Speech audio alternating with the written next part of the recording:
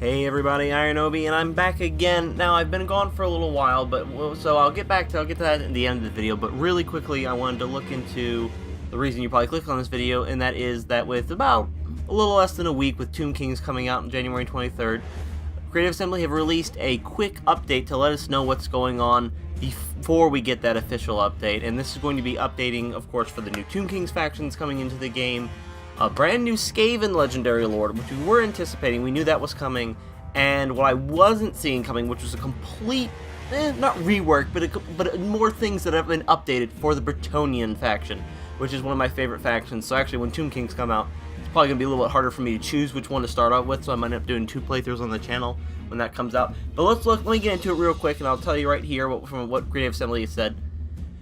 Alongside the release of the highly anticipated Tomb Kings, a small free update to one of the many main old world races will be added to the game. And Creative Assembly are constantly evaluating our old content, and with Mortal Empires it is important to us to evaluate Warhammer 1 factions as well. With the release of Warhammer 2, the Vampire Council saw a massive overhaul to their building tree, the Empire gained some additional buildings, 3 new technologies, Greenskins Wood Elves got new buildings, and Mode Races got access to a few more legendary buildings. The Reprisal update added the Legendary Lord skills and campaign bonuses from the Warhammer 1 Foundation update, and gave all the old world lords and heroes access to the desirable Immortality skill from Warhammer 2, which was a problem for a little while. Bretonnia felt a little left out, however, which I agree with, because my playthroughs were difficult, and I had to definitely mod them just to kind of make it feel interesting. So this small update specifically affects them, which is good. One thing that was very noticeable is that the Bretonnia tech tree relies heavily on race-specific upgrades, and all the targets of these technologies were old world factions. With New World adding many new races, it's only fitting to add some new technology specific to the new races. In addition, we noticed that Bretonnia doesn't have many unit upgrades in the technology tree, making them fall behind a bit when other races start to unlock their general unit upgrades in the middle of the game. We've addressed this issue by adding a whole new section to the end of the tech tree that mostly includes unit upgrades for men-at-arms, archers, and knights of all sorts. And I will be linking the entire patch notes in the description down below. I'm not going to go over all of them here because, as it comes with most Total War patch notes, they're massive and they buff and nerf and twist around so many things. But we're going to be seeing some stuff that are some examples, and you'll see if you go to the website here, I look in the description, you'll see all the stuff they show. So as you can see, the Bretonnia tech tree has been seriously beefed up. There's 20 additional technologies added on top of the existing 32. Again, handy in campaign length of Mortal Empires, which I can totally agree with. And 5 of the new techs will focus on new world races in some way.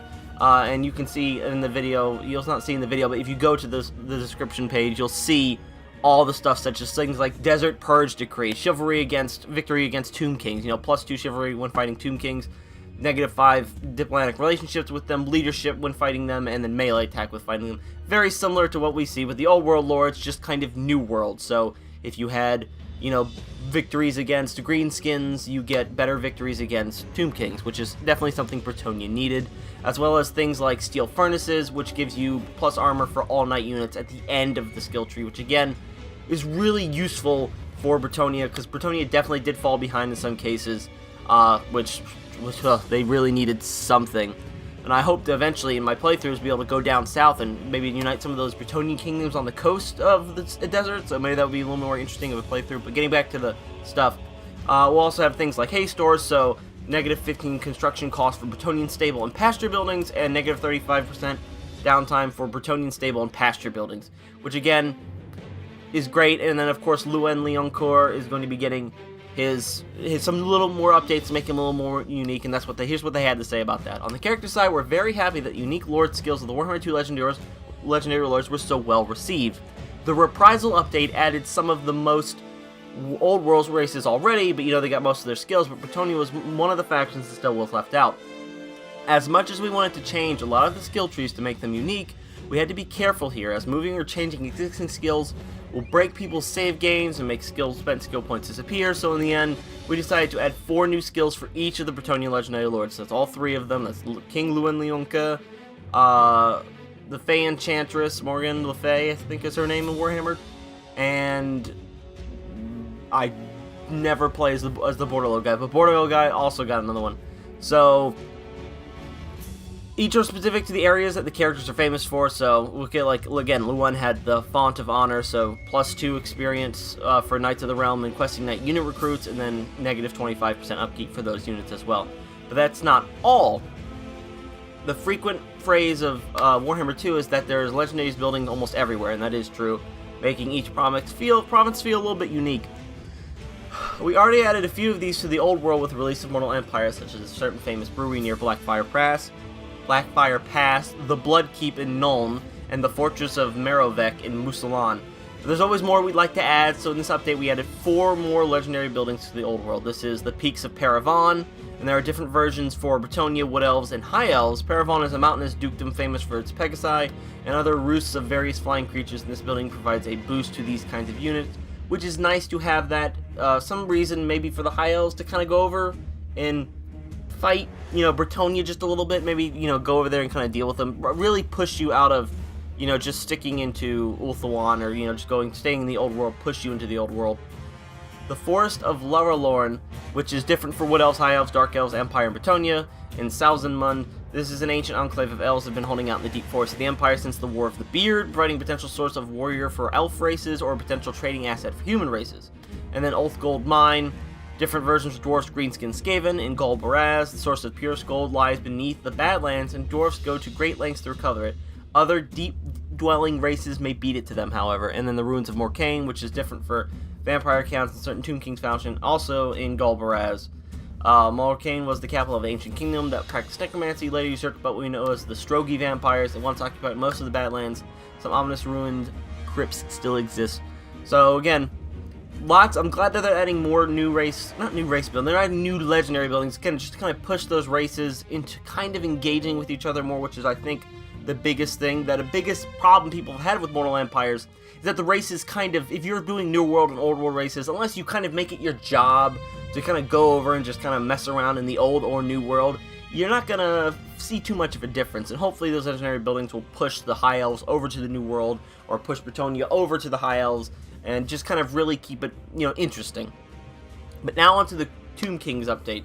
After millennia sleeping beneath the sands of Nekakara, Cetra and the Tomb Kings rise again to rebuild their empire anew. Those who don't own Rise of the Tomb Kings expansion pack will of course encounter them under AI control, which is nice. But if you're playing this game seriously enough, you probably already have them. I know I do. I'm really looking forward to them. Of their Eye of the Vortex and Mortal Empires campaign. Also available is Tretch Craventail. This is the new Skaven legendary lord that is free, that's coming to Warhammer 2.